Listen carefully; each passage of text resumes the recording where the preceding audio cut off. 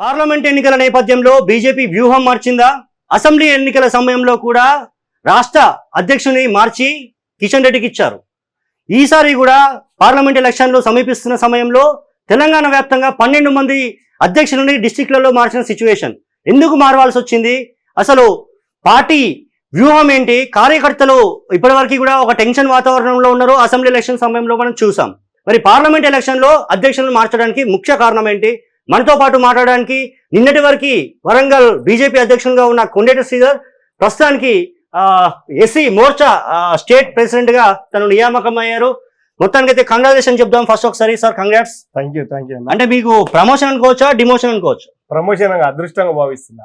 అదృష్టం ఎందుకంటే ముందుగల మీ ద్వారా తొలి వెలుగు మరి యజమాని తరఫున తెలంగాణ రాష్ట్ర ప్రజల తరఫున మా ఆల్ ఇండియా ప్రెసిడెంట్ నడ్డా గారికి, భారత ప్రధాని మోదీ గారికి, ఈ యొక్క కేంద్ర మంత్రివర్యులు తెలంగాణ రాష్ట్ర అధ్యక్షులు కిషన్ రెడ్డి గారికి ప్రత్యేకంగా వారికి కృతజ్ఞత తెలియజేస్తున్నా. తెలంగాణ రాష్ట్ర ప్రజలు ఎందుకు ఇట్లా ఎలక్షన్లు సమీపిస్తున్న వేళ ఎందుకు చేంజ్ చేయాల్సి వస్తుంది?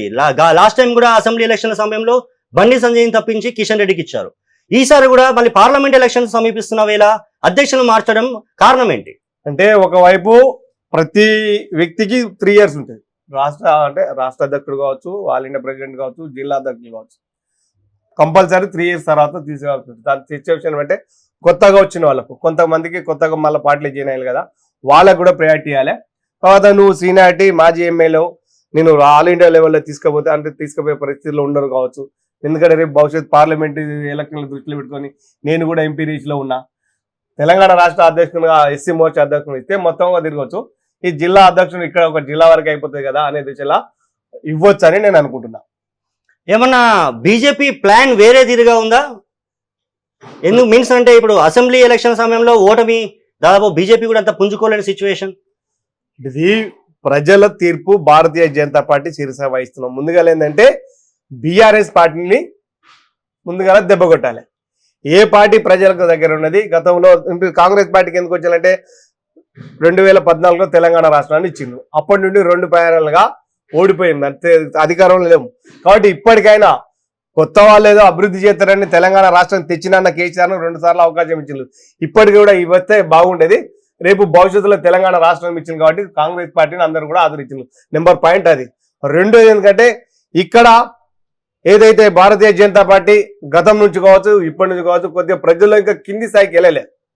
రేపు భవిష్యత్తులో ఈ పార్లమెంట్ ఎలక్షన్లో పుంజుకుంటుంది. కాబట్టి ఇలా అందులో దళితులైన నన్ను ఎస్సీ మాదిగా కాబట్టి నన్ను రాష్ట్ర లెవెల్లో తీసుకుపోతే రేపు భవిష్యత్తులో పార్లమెంటు అవకాశం ఇచ్చే సూచనలు ఉన్నాయి కాబట్టి నాకు ఇవ్వడం జరిగిందని నేను అదృష్టంగా భావిస్తున్నా.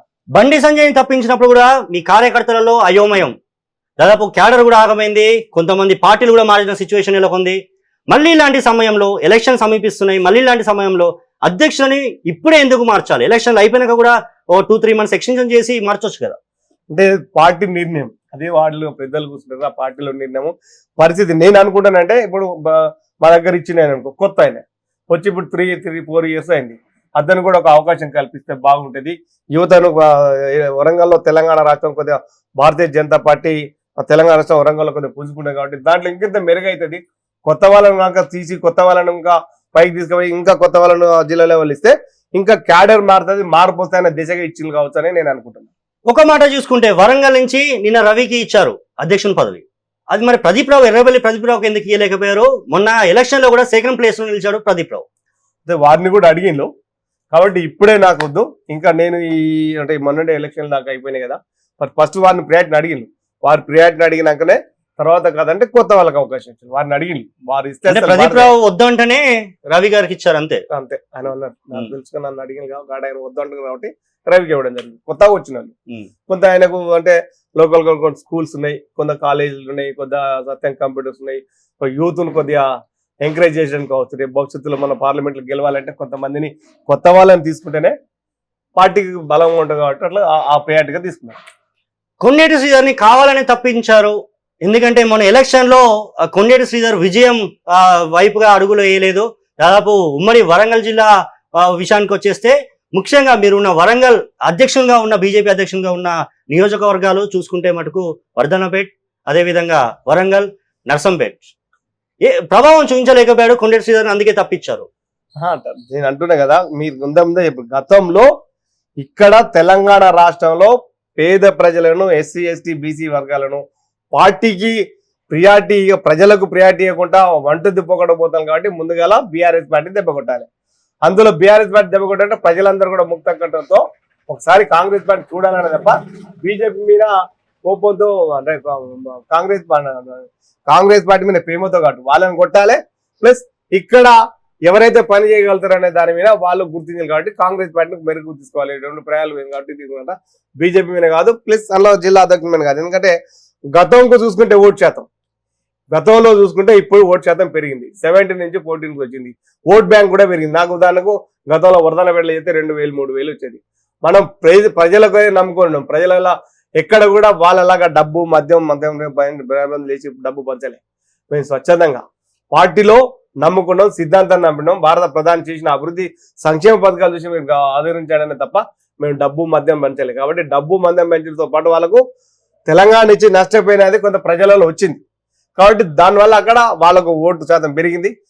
అప్పటికి ఇప్పటికి మాకు ఓటు శాతం పెరిగింది, ఎక్కడ కూడా తక్కువ లేదు. 2009లో కాంగ్రెస్ నుంచి పోటీ చేసిన కొండేటి శ్రీధర్ అదే వర్ధనపేట నియోజకవర్గం నుంచి గెలుపొందాడు. ఎందుకు ఇప్పుడు గెలుపొందలేకపోతున్నాడు? సుమారు మొన్న ఎలక్షన్ లో కూడా 12,000 ఓట్లేమో మీకు పడ్డట్టున్నాయి. కేవలం 12,000 ఓట్లు, 94,000 ఓట్లు మీకు మైనస్. అవును, ఎలా చూడొచ్చు? ఎందుకు మీ ఓటమికి గల కారణం కొంత ఈ లోకల్ క్యాడరు పూర్తిగా కొంతమంది. ఎందుకంటే శ్రీధర్ అనే వ్యక్తి లోకల్ గా మళ్ళీ స్ట్రెంత్ అయితే ప్రాబ్లం అవుతుంది అనే వాళ్ళ దృష్టిలో కావాలని కొంతమంది. ఎందుకంటే యూత్, ప్రత్యేకంగా యూత్ తెలంగాణ రాష్ట్రాన్ని తెచ్చినాం కాబట్టి కాంగ్రెస్ వైపు చూసిన తప్ప శ్రీధర్ మీద కోపం కాదు.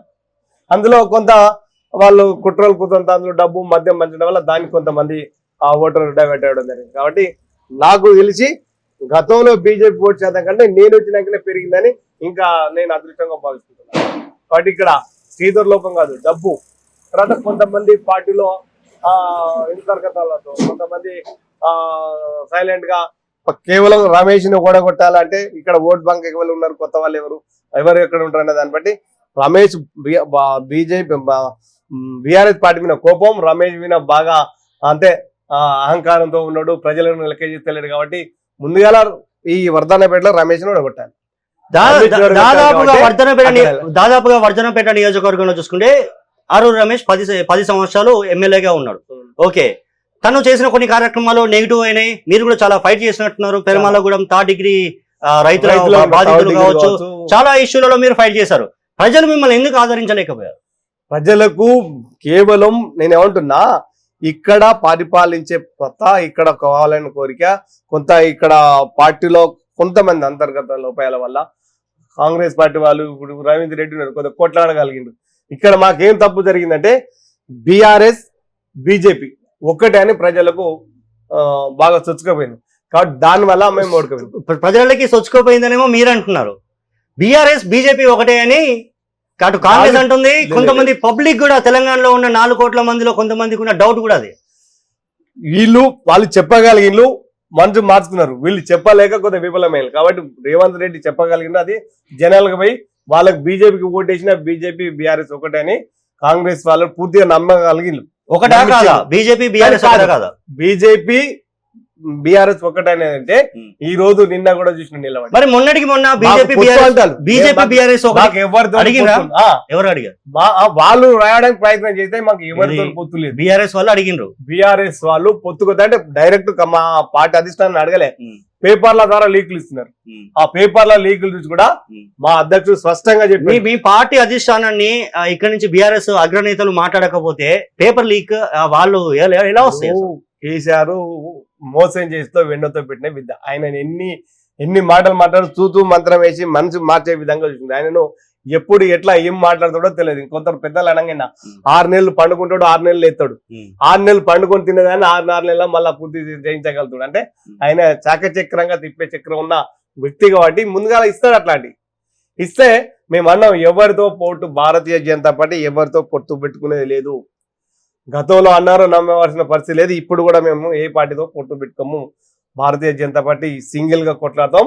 రేపు మళ్ళీ 2024లో కేంద్రంలో భారత ప్రధాని అవుతాడు, కేంద్రంలో వచ్చే గవర్నమెంట్ కూడా మా భారతీయ జనతా పార్టీ, ఎవరి పొత్తు లేకుండా సింగిల్ గా. రైట్, మొన్నటికి మొన్న కూడా బండి సంజయ్ ఒక మాట అన్నాడు, కాంగ్రెస్ ప్రభుత్వం లోక్సభ ఎలక్షన్ల తర్వాత పడిపోతుంది, ప్రభుత్వం పడిపోయే అవకాశాలు చాలా వరకు ఉన్నాయని చెప్పేసి అన్నారు. మరి ఎలా తెలిసింది బండి సంజయ్కి? అంటే వాళ్ళు మాట్లాడుకుంటే తెలుస్తుంది కదా ఎవరు కాంగ్రెస్ పార్టీ వాళ్ళు కావచ్చు, ఇంకో కొంతమంది పెద్దలు కావచ్చు, అక్కడ ఇక్కడ బండి సంజయ్ తో మాట్లాడిన అనుకోవచ్చా? నేను నాకన్నా పేపర్ లీకులు బండి సంజయ్ తో మాట్లాడలే. ఇప్పుడు రాజకీయంగా ఉన్నప్పుడు ఎవిడెన్స్ లేకుండా అయితే లేనప్పుడు పాలక పక్షాన్ని ప్రతిపక్ష వాళ్ళు ఏదైనా అడగవచ్చు, అడిగే హక్కు ప్రజలు ఇచ్చిండ్రు, దాని సందర్భంగా అక్కడ అనొచ్చు.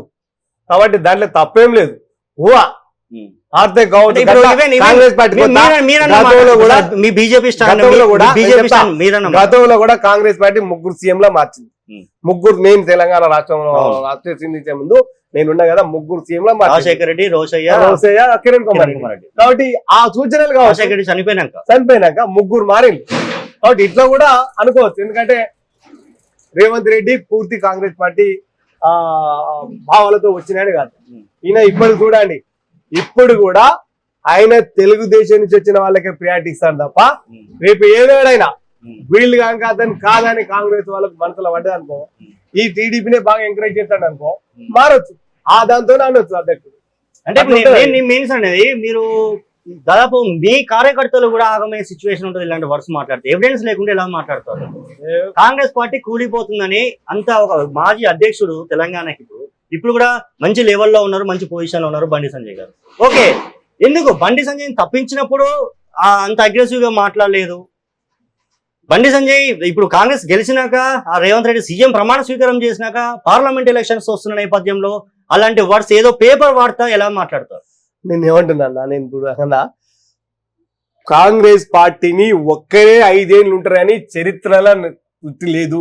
ఎందుకు? రాజశేఖర రెడ్డి గారు ఉన్నారు కదా, చనిపోయేంత వరకు ఉన్నారు కదా, దాదాపు 6 ఇయర్స్ తాను. అటువంటి వాళ్ళు మహాన్ భావుడు ఆయన. అలాంటి వాళ్ళని మీరు ఆ టైంలోనే మీరు కాంగ్రెస్ లో ఉన్నారు. అది నన్ను స్థాయి నుంచే నేను ఒక సర్పంచ్ గా ఉన్న వ్యక్తిని మీరు చూసినాక మీరు మారుస్తారు అనడం ఎట్లా? ఆల్రెడీ మీకు ఎగ్జాంపుల్ రాజశేఖర రెడ్డి గారే ఉన్నారు కదా. అంటే ఆ టైం వేరు. ఎప్పటికప్పుడు అంటే జనం మార్పు కోరుతున్నారు. ఇప్పుడు గతంలో టీవీలు లేకుండే, మనకు ఈ సెల్ ఫోన్లు లేకుండే, ఈ రింగ్ ఫోన్లు ఉండే. అప్పటికిప్పుడు డిఫరెన్స్ మారింది. రాజశేఖర రెడ్డి ఉన్న అప్పటికి వేరు, మళ్ళీ ఇప్పుడు టెక్నాలజీ మారుతాం కాబట్టి ఇప్పుడు వేరు. ప్రజలు ఎప్పుడు ఏ వైపు తిరుగుతారో తెలియదు. ప్రజలకు అనుగుణంగా కూడా కొంత మార్పు జరగవచ్చు.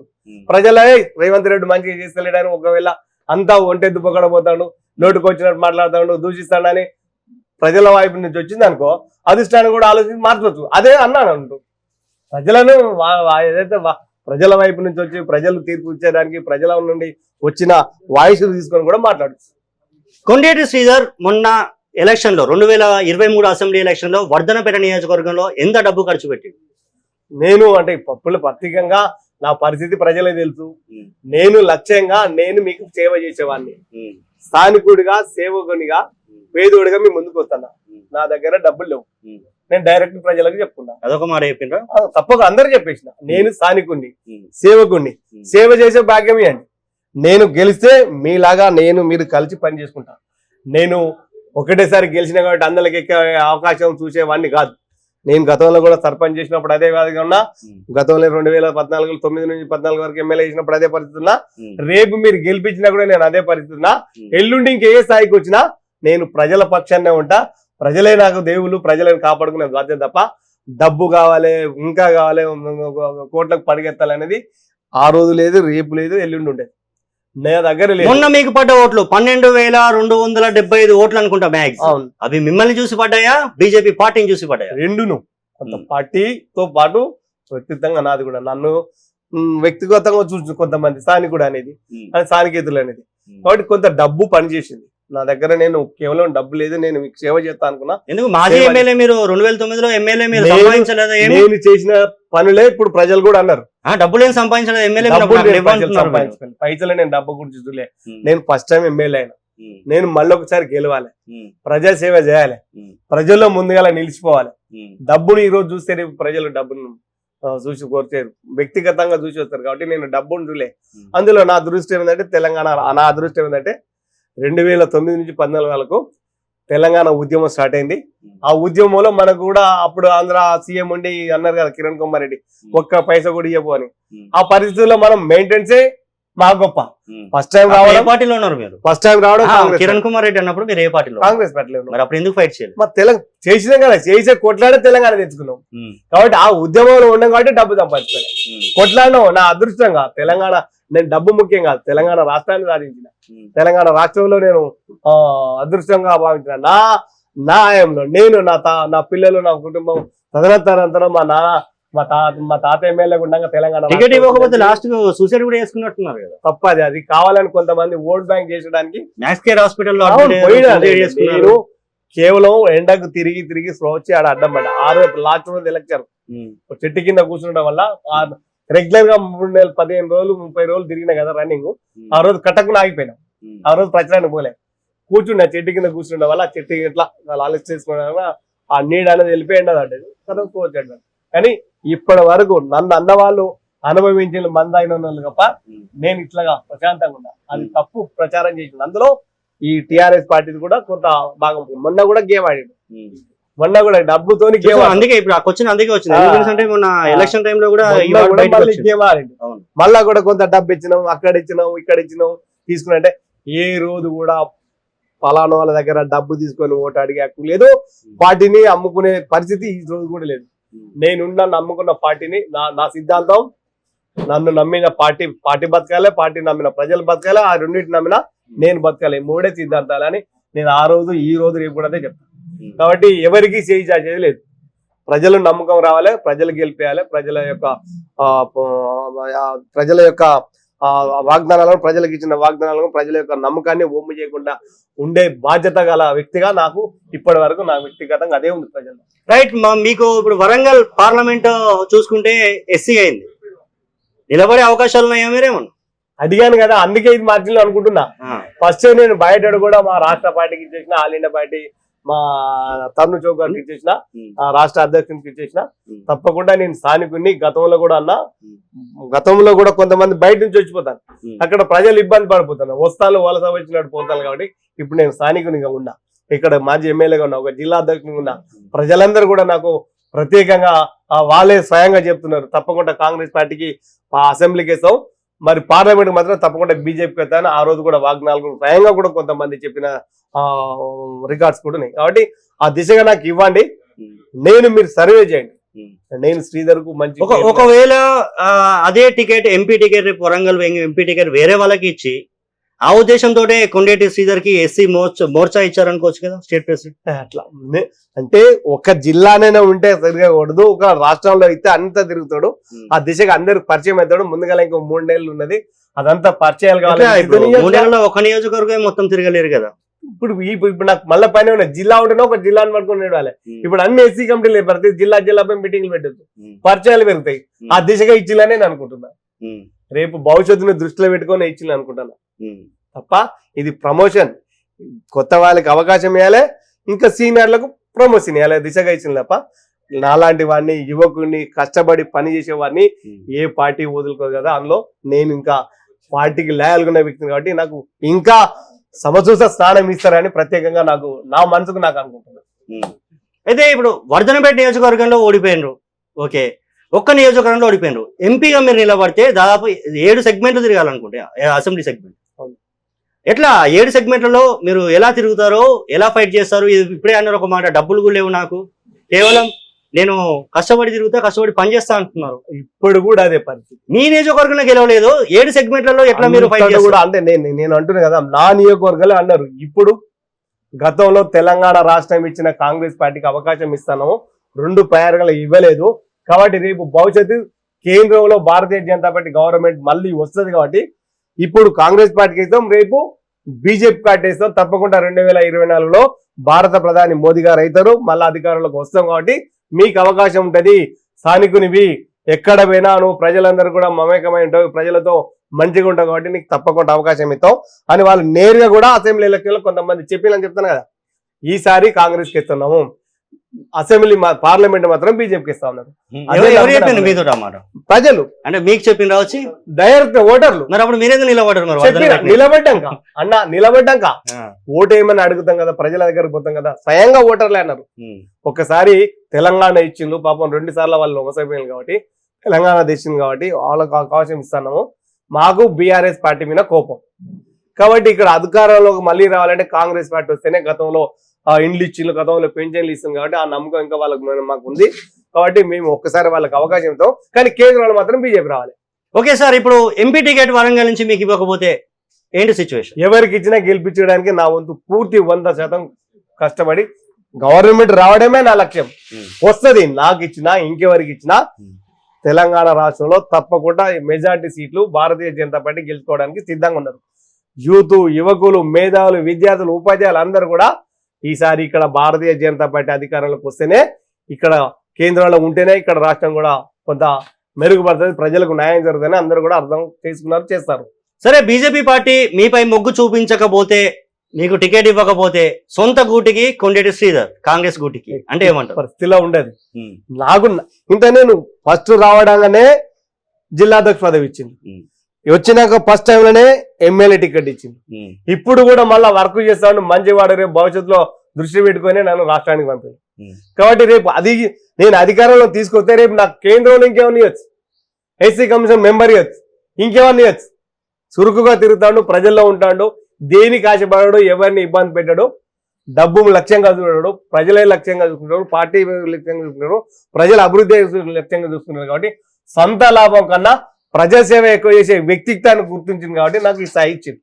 మొన్న అసెంబ్లీ ఎలక్షన్ లో కూడా పార్టీ కండువ మార్చనున్న కొండేటి శ్రీధర్ అని వాయిస్ వచ్చింది, మళ్ళీ ఇప్పుడు వినపడుతుంది. ఆ రోజే ఇమ్మీడియట్ గా స్పందించిన. ఒకసారి పార్టీని నమ్ముకున్నాక, ఒకసారి సిద్ధాంతాన్ని నమ్ముకున్నాక ఇక్కడ ఏమనండి, దేశంలో ప్రపంచ దేశాలు హర్షించదగ్గ భారత ప్రధాని నిజంగా ఆయన ఒక వ్యక్తి కాదు, సైనికుల ఏమంటూ మనం ఆ శక్తి వ్యక్తిలో నాకు శక్తి లాగా ముందుకు వెళ్తున్నారు ప్రపంచ దేశాలు. మొన్న కరోనా వచ్చింది, ఇలాంటి ప్రధాని లేకపోతే ఈ దేశం అదొకత అయ్యేది, కుప్పలు కుప్పలకు చనిపోయేది అన్నారు. చిన్న పిలుపునిస్తే చాలు, ఏ పిలిపిస్తే ఆ పిలుపు. అలాంటి భారతీయ జనతా పార్టీలో దేశం కొరకు, ధర్మం కొరకు మరి పనిచేస్తున్న పార్టీని మళ్ళా వదిలేసిపోయి తన్నుకునే పార్టీలో పోతాడు అనేది ఇంత ముందే చెప్పాను. అసెంబ్లీ ఎలక్షన్ లో కాంగ్రెస్ నుంచి ఎవరు ఫోన్ చేయలేదా, పార్టీలోకి ఆహ్వానించలేదా? ఎవరు చెప్తారు, వ్యక్తిత్వాన్ని బట్టి ఓపెన్ గా మాట్లాడుకుందాం, పబ్లిక్ అడిగారు, రాను అన్న, నేను రాను. ఒకసారి నేను మిందా చెప్పాను, పార్టీ మారే ప్రసక్తే లేదు, మంచి గౌరవం ఉన్నది, మంచి స్థానం ఇచ్చింది, నాకు ఎమ్మెల్యే టికెట్ ఇచ్చిండ్రు, జిల్లా అధ్యక్షులు ఇచ్చిండ్రు, ఎక్కడ పోయినా నాకు మంచి అవకాశాలు ఇస్తున్నారు, రేపు భవిష్యత్తు కూడా నీకు ఉన్నది అంటున్నారు. ఆన్లో బాగానే ఈ రోజు మరి ఎస్సీ మోర్చా రాష్ట్ర అధ్యక్షుడు ఇవ్వడాన్ని నేను గర్వం పడుతున్నా. హ్యాపీగా ఉన్నారా? హ్యాపీగా ఉన్నా, కన్ఫర్మ్. రేపు ఎంపీ టికెట్ కూడా వస్తాయని పూర్తి నమ్మకం కూడా నాకుంది, ఆ న్యాయం చేస్తారు. కానీ ఇలాంటి దేశం కొరకు, ధర్మం కొరకు, మంచి ప్రజల కొరకు పనిచేసే పార్టీని వదిలేసి కొట్టుకునే పార్టీలకు పోవడానికి ఇది సాధ్యం కాదు. ఒకవేళ మీరు ఎంపీగా నిలబడితే సరే, బీజేపీకి ఎందుకు ఓటేయాలి పబ్లిక్? బీజేపీకి ఎందుకు ఓటేయాలి ఇందాక చెప్పాను కదా, భారత ప్రధాని ఇన్నేళ్ల చరిత్రలో, 40 ఏళ్ల చరిత్రలో కంటిన్యూ 3 ప్రయాణాలుగా అయ్యే ప్రధాని ఎవరంటే భారత ప్రధాని మోదీ. భారతీయ జనతా పార్టీలో అనేక సంక్షేమ పథకాలు, ఇందాక మేము ఇచ్చిన సంక్షేమ పథకాలు ఇక్కడ ప్రజలకు నేరుగా పోలేదు, ఇంకా చెందలేదని చెప్పి ఇప్పటి కూడా కొన్ని అధికారులు పెట్టి ప్రజలకు ఇంకా సంక్షేమ పథకాలు అందాలే, ఇంకా మీరు పొందలేదు అని పదే అధికారులను పెట్టి, కార్యకర్తలు కాదు ఇప్పుడు చూస్తున్నాం, భారత్ వికసిత యాత్ర అని అధికారులు పెట్టి మీకు సంక్షేమ ఫలాలు ఇచ్చినో మీకు పూర్తిగా అందలేదు, మీరు అందరు ఇంకా మీ ఫలాలని పొందాలని చేసినట్టే మోహన్ బాబు ఇక్కడ అధికారం లేకపోయినా. ఓకే, నేను ఒక మాట అంటండి, 2014 ఎలక్షన్ లో ఒకటే మాట చెప్పారు మోడీ, 100 రోజుల్లో దాదాపు చైనా వస్తువులు వాడొద్దు, ఇండియా వస్తువులే వాడాలి, నెంబర్ 1. అట్లా కొన్ని హామీలు ఇచ్చిండు. 10 ఏళ్ల కాలంలో మోడీ దాదాపు చైనా వస్తువులని కాదు కదా, చైనా దేశాన్ని అక్కడి నుంచి వచ్చే వాళ్ళని కూడా ఆపలేకపోయాడు కదా. అంటే ఇప్పుడు మనుషులం అండి, అంటే అభివృద్ధి చెంది చైనా వైరస్ అయితే వచ్చింది మనకి, చైనా వస్తువులను ఆపలేకపోయారు కదా. ఆపడానికి కొంతమంది శక్తులు అడ్డం వస్తే ఏం చేస్తారు, ప్రయత్నం ప్రధానమంత్రి అండి, పవర్ మీ చేతిలో ఉంది, ఉన్నా కూడా అంటే స్టేట్ అనట్లేదు, పవర్ ఉన్నంత మాత్రాన ఏం చేసినా ప్రజలు ఊరుకుంటారు అనదు. ప్రజలు పవర్ ఉన్నంత మాత్రం ప్రజల యొక్క వాయిస్ ను కూడా ప్రజల యొక్క ప్రతిపక్షాలు కూడా తీసుకోవాలి, ప్రజల యొక్క వాగ్దానం, ప్రజల యొక్క దాన్ని ఏమంటారు. సరే, ఇంకొక మాట చెప్తా. లిమిటెడ్ కంపెనీలో పనిచేసే ప్రతి ఒక్క ఎంప్లాయీకి మినిమం పే స్కేల్ 18,000 అని చెప్పేసి స్వయంగా మోడీ ప్రకటించారు. మరి అది కూడా నెరవేరలేదు. ఇంకెప్పుడు 10 ఏళ్ళు అయిపోయింది, అట్లనే 10 ఏళ్ళు అయిపోయింది. కేసీఆర్ తెలంగాణ ఇంటికి పంపించారు, రేపు మోడీ కూడా పంపించే అవకాశాలు ఉన్నాయి కదా. ఇప్పుడు దాదాపు 4 సంవత్సరం నుంచి పేద ప్రజలందరూ కూడా ఆయన హామీయలే కదా, అందరికి 5 కిలోల బియ్యం ఉచితంగా ఇస్తాను. అవి ఇవ్వకుండా ఇప్పుడు ఉచిత పథకాలు రేషన్ బియ్యం చూపించుకొని మనం ఉండే అనేక. అంటే నేను ఏమంటున్నాంటే, ఇప్పుడు ఎన్నడలేంది రేపు ఎస్సీ వర్గీకరణ చేస్తా అంటున్నాడు. ఈ 10 ఏళ్ళలో ఎందుకు చేయలేదు? సరే, అది ఎవరి చేతిలో ఉంది? ఎవరి చేతిలో?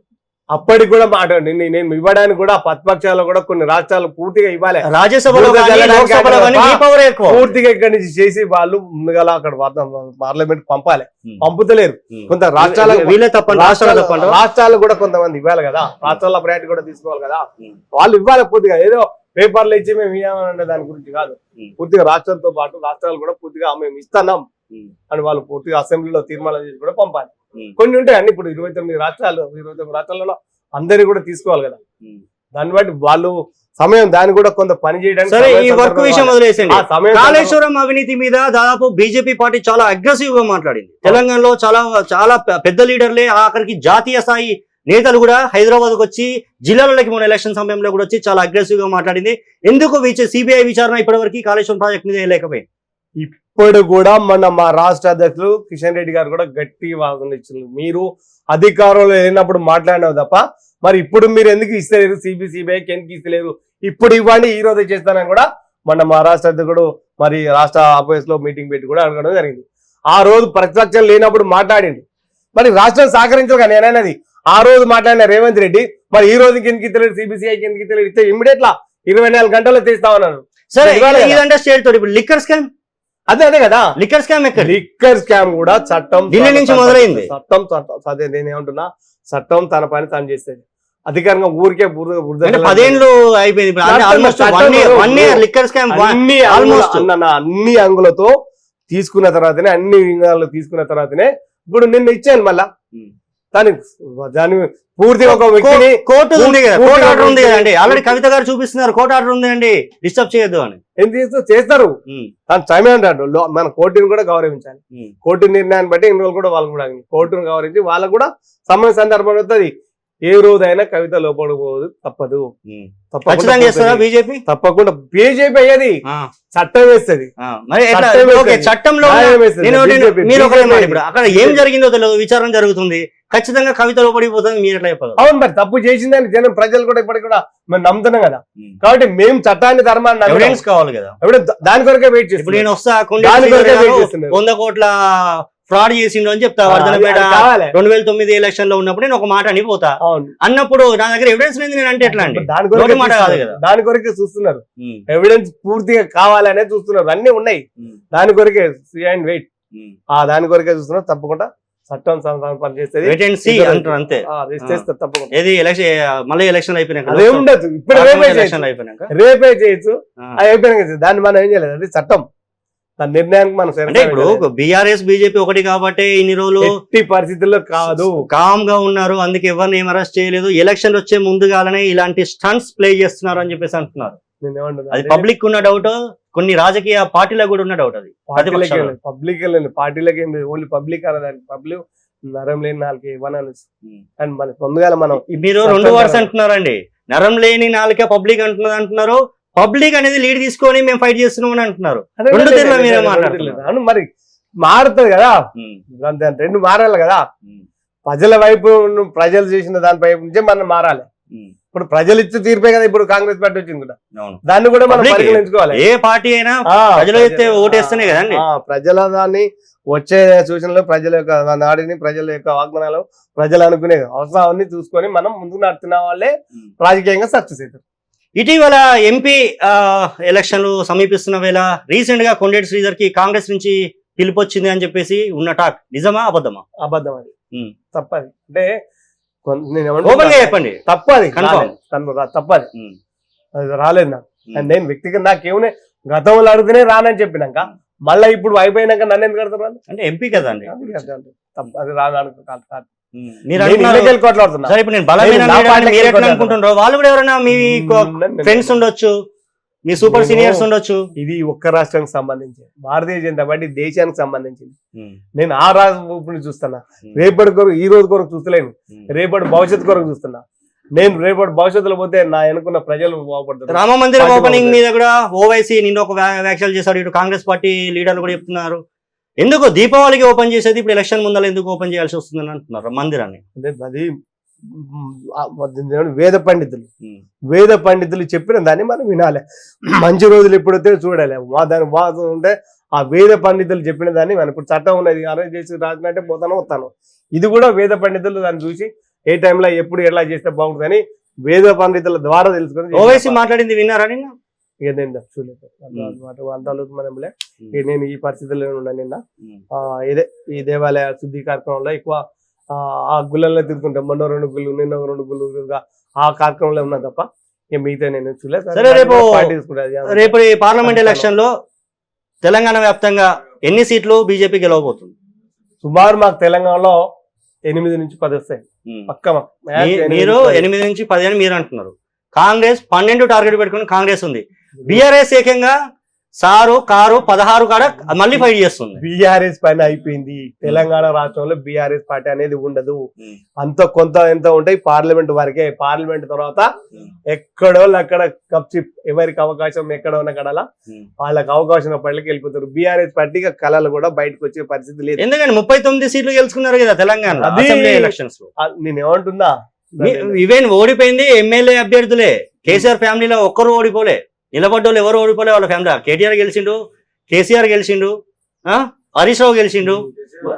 అదే ఎట్లా గెలిచిండు, దేనితో గెలిచిండు మీకు తెలుసు, నాకు తెలుసు. ఆయన 2 దిక్కులో పోటీ చేసిండే, ఒక దిక్కు గెలిచిండే కదా. కేసీఆర్ అయితే ఓడిపోలే కదా. ఇప్పుడు ఫ్యామిలీలు ఎవరు ఓడిపోలే. మీరు బీఆర్ఎస్ మీరు మళ్ళీ ఇదే 2024లో 25లో మళ్ళీ మనం కలుస్తాం కదా పార్లమెంట్ అయిపోయినాక.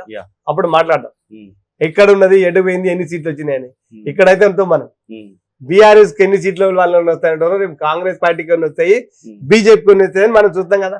ఒక 6 నెలలే కదా వాళ్ళు అనేది. ఎక్కడ ఉంటారు అనేది నేను గతంలో కూడా చెప్పాను, అధికారంలో ఉండగానే చెప్పాను. ఎవరని అడిగితే ఒక్కసారి ఆకాశానికి ఎగిరే హెలికాప్టర్ బీఆర్ఎస్ పార్టీ. అంత స్పీడ్ వెళ్తుంది. అక్కడ కాక పేలై కింద పడ్డది అనుకో, ముక్కలు ఉండయి, చిక్కలు ఉండయి. రేపు ఓడిపోయినాక కూడా గతంలో రేపు చూసే పరిస్థితి కూడా బీఆర్ఎస్ పార్టీలో ఇదే పరిస్థితి. ఈ యొక్క పార్లమెంట్ ఎలక్షన్లు అయిపోతే ఎవరు కూడా అవపడరు. అందులో ఉన్న ఎమ్మెల్యేలు కూడా ఏంటి చెడిపోతారో ఏమవుతారో కూడా తెలియదు. ఆ పరిస్థితి ఏర్పడుతుంది. రైట్. నేను ఇప్పుడు కాంగ్రెస్ నుంచి కూడా కొంతమంది అంటున్న మాట, బీఆర్ఎస్ బీజేపీ ఒకటై రేపు ఎలక్షన్లు అయిపోయినాక, లోక్సభ ఎలక్షన్లు అయిపోయినాక కాంగ్రెస్ ని పడగొడుతుంది అంటే ఏం చెప్తారు? తప్పు. అట్లా రోజు భారతీయ జనతా పార్టీ అట్లా తప్పు నిర్ణయాలు తీసుకోదు, చేయదు. నాకు ఆ నమ్మకం ఉంది. ఒక జిల్లా అధ్యక్షునిగా, ఒక రాష్ట్ర ఎస్ఎస్ఎల్ మోర్చా అధ్యక్షునిగా పూర్తి నాకు భారతీయ జనతా పార్టీ మీద నమ్మకం ఉంది. ఆ చేయదు. వాళ్ళ వచ్చినా కూడా ఆ పార్టీ సహకరించింది. మా పార్టీ మొత్తానికి ఎస్సీ మోర్చా పదవి అయితే మీకు ప్రమోషన్ హ్యాపీగా ఉన్నారు. హ్యాపీ. ఓకే. ఎంపీ టికెట్ ఇస్తే, ఒకవేళ రేపు బీజేపీ ఎంపీ టికెట్ ఇస్తే 7 సెగ్మెంట్ల ప్రజలకి ఏం చెప్పబోతున్నారు? భారతీయ జనతా పార్టీ, భారత ప్రధాని నరేంద్ర మోదీ గారు చేసిన అభివృద్ధిని బట్టి రేపు మళ్ళీ ఇక్కడ తెలంగాణ రాష్ట్రం ప్రజలు ప్రశాంతంగా ఉండాలి, రైతులు ప్రశాంతంగా ఉండాలి, ప్రజానికానికి అభివృద్ధి, ఈ రాష్ట్రం అభివృద్ధి చెందాలంటే భారతీయ జనతా పార్టీకి ఓటేయండి. ఇక్కడ మళ్ళా మన ప్రజలు సస్యశ్యామలంగా ఉండాలంటే దాని నుంచి మన భారత ప్రధాని మోదీ గారి నుంచి ఓటేయాల్సిందిగా నేను ఒక స్థానికునిగా, ఇక్కడ వరంగల్లో జిల్లా అధ్యక్షునిగా, మీ అందరి అభిమానాలు ఉన్న వ్యక్తిగా భవిష్యత్తులో భారతీయ జనతా పార్టీ కాబట్టి అవకాశం ఇవ్వండి అని అడుగుతాం. ఒక మాటలో నేను ఒక మాట, ఇప్పుడు ఆరు రమేష్ ఉన్నాడు, మళ్ళీ ఎంపీగా ట్రై చేస్తున్నారు. ఒకవేళ మన సేమ్ వర్ధనపేట నియోజకవర్గం, మీరు ఇద్దరు అవుతారు. ఇటు ఆరు రమేష్ అండ్ మీరు అదే నియోజకవర్గం నుంచి పోటీ చేసిన వాళ్ళు, మళ్ళీ మీరు ఎంపీగా నిలబడితే ఆయనకి డబ్బులు ఉన్నాయి, మీకు లేవు అంటున్నారు. రేపు కూడా నేను అదే చెప్తా. నేను మద్యం డబ్బు మంచి వ్యక్తి కాదు, నేను స్వయంగా సేవకుణ్ణి. మళ్ళీ చెప్తున్నా, నేను పేదవాడినిగా నేను మళ్ళీ అభివృద్ధి చేయడానికి ప్రయత్నం చేస్తా. నేను మళ్ళీ ఇప్పుడు డబ్బు మద్యం పెట్టి గెలిచి మళ్ళీ రేపు కోట్లు సంపాదించుకొని మిషనరీలు కొని కాంట్రాక్టులు పెట్టి చెరువులు కాబట్టి డాంబర్ ప్లాన్ పెట్టి రియల్ ఎస్టేట్ పెట్టి 100 ఎకరాలు కొనే స్థాయి నాది కాదు. ఇప్పుడు కూడా ముందు ప్రజలకు క్షేమం కోరేవాడిని. అది చూడండి, అతన్ని చూడండి, నన్ను చూడండి. ఆ స్థాయి ఏంది, ఈ స్థాయి ఏంది, గెలిస్తే ఏ స్థాయిలో ఉన్నాడు, గెలిచాక ఏ స్థాయిలో ఉన్నాయని ప్రజలకు తెలుసు. ఇప్పుడు అతన్ని నన్ను అది కూడా బేర్ చేస్తాం. అది బేర్ చేసే రేపు ఆయన కాకపోతే గతంలో కొంత నమ్మిన వాళ్ళందరూ వెనుక కూడా చెంచాలో వాళ్ళు వీళ్ళు ఉంటారు కాబట్టి గవాల ధర జరుగుతుంది తప్ప మాకు ప్రజలు పట్టం కడతారు, బీజేపీ పార్టీని ఆదరిస్తారని నమ్మకం ఉంది. రైట్. ఫైనల్ గా ఏం చెప్పబోతున్నారు? కొత్త పదవి చేపట్టారు ఇవ్వాలని అనుకుంటా. నిన్న నైట్ అనౌన్స్మెంట్ అయ్యేది, ఇవాళ కొత్త పదవి చేపట్టారు. ఫైనల్ గా వరంగల్ ప్రజలకి అదేవిధంగా తెలంగాణ ప్రజలకి ఏం చెప్పబోతున్నారు? తెలంగాణ రాష్ట్రంలో ఎస్సీ ఏదైతే కేటగిరీలో ఎస్సీ మాదిగా నన్ను ఎస్సీ మోర్చగా ఇచ్చాను. ఎస్సీ మోర్చా ప్రజలకు ముందుగా వాళ్ళందరూ కూడా తెలంగాణ రాష్ట్రంలో భారతీయ జనతా పార్టీ పక్షాన మేము అందరినీ కాపాడుకొని రేపు భారతీయ జనతా పార్టీ భవిష్యత్ పార్టీని ఎదుగుదలకు మనం అందరం కూడా కష్టపడాలని వాళ్ళందరినీ కూడా ఒక తాటిపై తీసుకొస్తా. రేపు 22వ తారీఖు నాడు కూడా ఎస్సీ ఏదైతే రిజర్వేషన్ గురించి వర్గీకరణ గురించి కూడా చట్టాన్ని వేశారు. ఆ రోజు కూడా మరి 22వ తారీఖు నాడు వెళ్తున్నారు వారి కోర్టులు. అదే ఈ యొక్క కమిటీని నియమించారు, కమిటీ కూర్చుంటుంది. కాబట్టి మనం అదృష్టంగా భావిస్తున్నాం. మీరందరూ కూడా రేపు భవిష్యత్తులో భారతీయ జనతా పార్టీ మనం కాపాడుకునే దిశగా తెలంగాణ రాష్ట్రంలో తీసుకురావడానికి ఉన్నాము. భారతీయ జనతా పార్టీ కూడా ఇక్కడ పేద ప్రజల కొరకు ఇక్కడ అధికారం లేకపోయినా అనేక సంక్షేమ పథకాలు ఇస్తున్నారు కాబట్టి ఆ పథకాల ద్వారా మళ్ళీ మనం ప్రజలకు తీసుకుపోయి ఇంకా ఇక్కడ అధికారం లేకపోయినా అనేక సంక్షేమ పథకాలు ఇచ్చారు భారత ప్రధాని. కాబట్టి ఇక్కడ మన అధికారంలో తీసుకొచ్చుకుంటే ఇంకా పేద ప్రజలకు పూర్తి న్యాయం జరుగుతుంది, సంక్షేమ ఫలాలు వస్తాయి, యువతకు స్వాధీనత కలుగుతుంది, రైతులకు మేలు కలుగుతుంది, రైతు కూలీలకు మేలు కలుగుతాయనే దిశగా వాళ్ళందరూ కూడా చైతన్యం చేసి నేను ఇక్కడ భారతీయ జనతా పార్టీ ఒక సైజుకి తీసుకొచ్చే బాధ్యత తీసుకోబోతున్నా. రైట్. చూసారు కదా, కొన్నేటి శ్రీధర్ వర్ధనపేట మాజీ ఎమ్మెల్యే మొన్న అసెంబ్లీ ఎలక్షన్ లో కూడా గట్టిగా ఫైట్ చేసిండు. అదేవిధంగా పార్టీ నాకు ఛాన్స్ ఇస్తే రేపు ఎంపీ బరిలో కూడా నిలబడబోతున్నా అని చెప్పేసి కొండేటి శ్రీధర్ చెప్తున్నాడు. ఇది ఈ రోజు ఇంటర్వ్యూ. మరో ఇంటర్వ్యూలో మళ్ళీ కలుద్దాం. నేను మీ యోగి, వరంగల్.